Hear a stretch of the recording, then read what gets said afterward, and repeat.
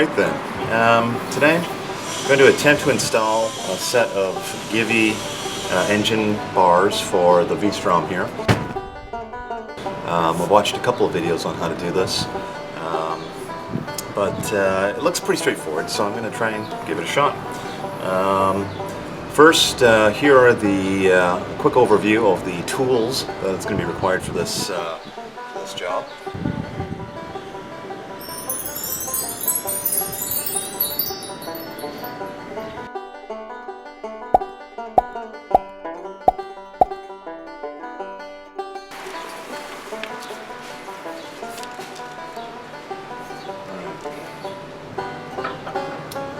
That's essentially how it's going to go. There's another piece that attaches on here. It's going to go right there. Can we see? Yeah. Couple things of note. I'm going to do one side at a time. Before I can actually get at these nuts, I have to take off this side plastic fairing thing. So we'll do that first, and we'll go to the next step. So, ratchet, hex bit. Just make sure it fits. So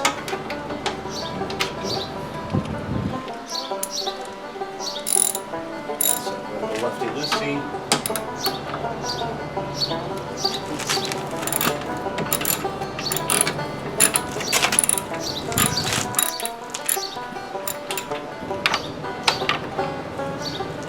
There you go.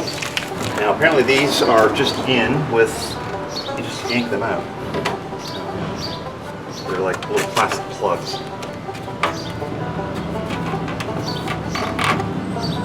Yeah, there you go. Some little plastic things pop right in there. Alright. That's easy. Alright. So the next part is these two sets come out. I'm going to do one set at a time. What I'm going to try to do is, as I'm applying or positioning the one guard on, I'm going to try to only tighten it slightly so that I don't have to take both sets out at the same time.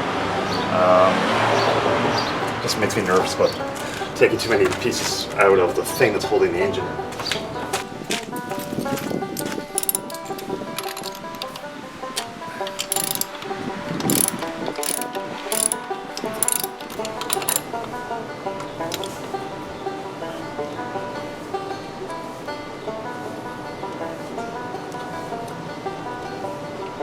Now, a mistake I've seen done in another video. This little bracket thing is a separate piece. Little bolt goes right in onto this side.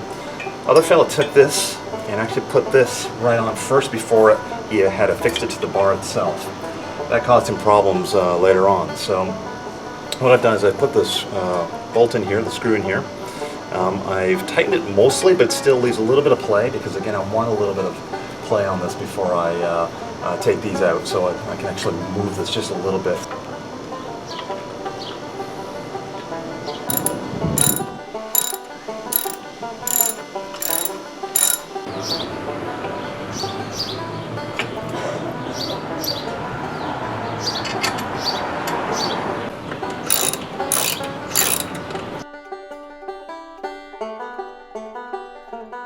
So something I found out the hard way when I was finishing up the other side is that when this thing's loose, I don't know when they've done it, you're putting it on, tightening it up after this has already been screwed in is next to impossible because you can't get your hand in there. One video I saw, a guy took off the entire side fairing thing, this piece right here. And I'm not prepared to do that just yet. That's a bit beyond what I had in mind to do to be able to install these. So I'm gonna take a risk here. Make a bet, and I'm gonna line this up and I'm gonna attempt to tighten it before I even put it on. Get it just to the point where it's almost stiff, but not quite entirely screwed in.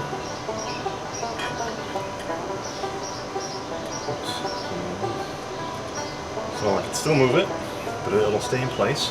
So I'm going to line it up, trying to get this in the right position. Then I'm going to tighten it up here before I even put the damn thing on. Actually, you know what? Before I install this, there's a little joiner piece that's going to insert between the two bars. You can see that.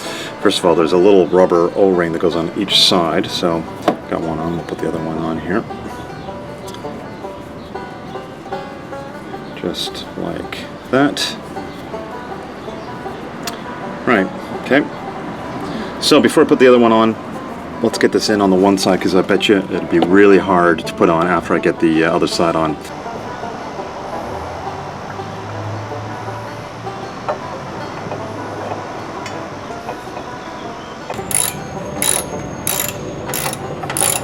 Now, when tightening this, I think it might be good just to make sure these are lined up.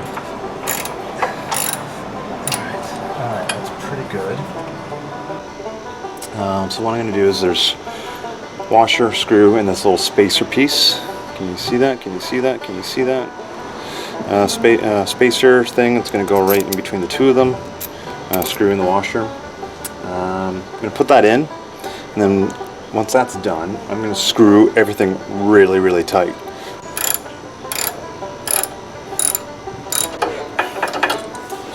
Okay, that's pretty good.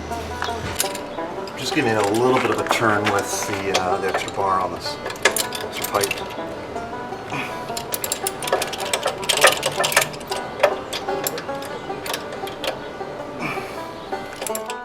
So there you have it, a set of Givi engine bars installed.